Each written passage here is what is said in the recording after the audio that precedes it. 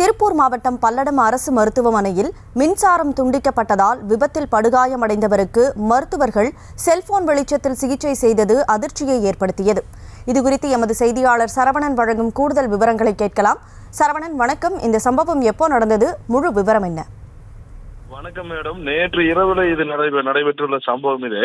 அதாவது திருப்பூர் மாவட்டம் பல்லடம் பேருந்து நிலையம் அருகே கோவை திருச்சி தேசிய நெடுஞ்சாலையிலேயே அமைந்துள்ளது அரசு மருத்துவமனை. இந்த மருத்துவமனையில நள்ளிரவுல, அதாவது சுல்தான்பேட்டை அருகே செஞ்சேரிமலை பகுதியில 2 இருசக்கர வாகனங்கள் ஒன்றுடன் ஒன்று மோதிக்கொண்ட விபத்துல ராமசாமி என்ற முதியவர் கால் வலது காலு முட்டிங்காலு கீழே 2 துண்டாகி விடுகின்றன. அந்த விபத்துல அங்கிருந்து 108 மூலமாக பல்லடம் அரசு மருத்துவமனைக்கு சிகிச்சைக்காக கொண்டு வரும்போது 108 ஆம்புலன்ஸ்ல அந்த பேஷண்ட் அதாவது ஜிஹெச்சுக்குள்ள கொண்டு போகும்போதே மின்சாரம் துண்டிக்கப்பட்டுள்ளன. எந்த காரணங்களும் இல்லை, மழையோ வேறு ஏதேனும் எந்த ஒரு காற்று அடித்த விவகாரமோ இந்த மாதிரி எதுவுமே இல்லாத ஒரு நிலையிலேயே மின்சாரம் துண்டிக்கப்பட்டிருக்கின்றன. அப்போ யூபிஎஸ் தானா ஆட்டோமேட்டிக்கா யூபிஎஸ் ஆன் ஆயிருக்கணும், ஆன் ஆகல, ஏதோ யூபிஎஸ் ஃபால்ட்டா இருக்குது போல இருக்குது.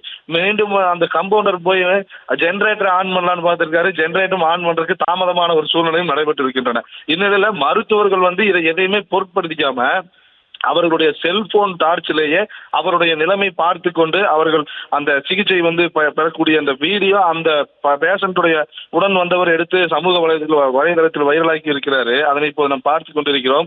மேலும் பல்லடம் அரசு மருத்துவமனை பொறுத்த வரைக்கும் மருத்துவர்கள் உற்சாகமா இது போன்ற தீவிர முயற்சி செய்தாலுமே பராமரிப்பு பணிகள் தொய்வடைந்த நிலையிலுமே மாவட்ட நிர்வாகம், சுகாதாரத்துறையினர் எல்லாமே இணைந்து இந்த பல்லடம் அரசு மருத்துவமனையை உயர் ரக மருத்துவமனையா மேல் சிகிச்சைக்கு அனைத்து விபத்துகளையுமே அதிகப்படியாக நடக்கிற விபத்துக்களை அனுப்பாம பல்லடம் அரசு மருத்துவமனையை மேல் சிகிச்சையிலையும் கொண்டு வர வேண்டும். இது போன்ற துயரங்களை அவதிகளையும் போக்க வேண்டும் என்ற ஒருமித்த கோரிக்கை எழுகிறது மேடம்.